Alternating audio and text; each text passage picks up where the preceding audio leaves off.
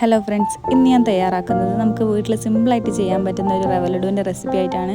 ഇതിന് എന്തൊക്കെ സാധനങ്ങളാണ് വേണ്ടത് നോക്കാം.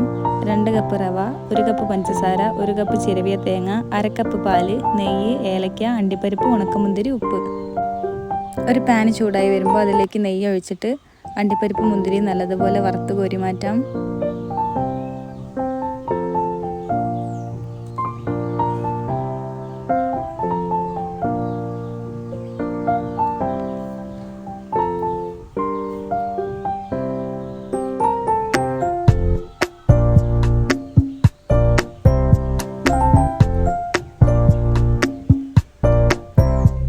അതേ പാനിലേക്ക് 2 കപ്പ് റവ ഇട്ട് നല്ലതുപോലെ വറുത്തെടുക്കാം.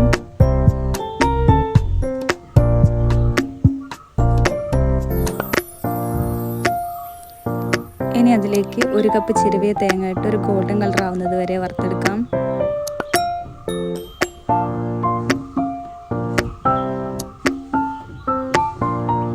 ഇനി പഞ്ചസാരയും 3 ഏലക്കായും കൂടി നല്ലതുപോലെ പൊടിച്ചെടുക്കാം.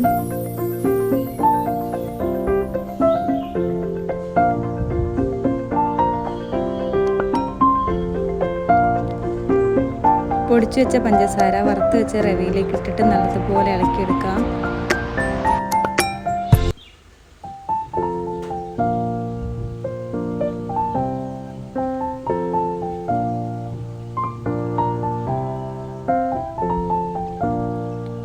ഇനി ഇതിലേക്ക് ഒരു പിഞ്ച് ഉപ്പിട്ട് കൊടുക്കാം. മധുരം ബാലൻസ് ചെയ്യാൻ വേണ്ടിയിട്ടാണ് കേട്ടോ.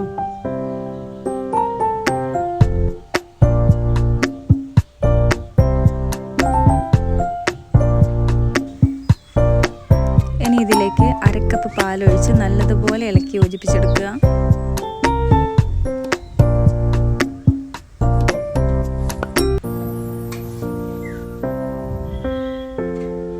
ഇനി വറുത്ത് കോരി മാറ്റി വെച്ച അണ്ടിപ്പരിപ്പ് മുന്തിരിയിട്ട് ഒന്നുകൂടെ മിക്സ് ചെയ്ത് കൊടുക്കുക.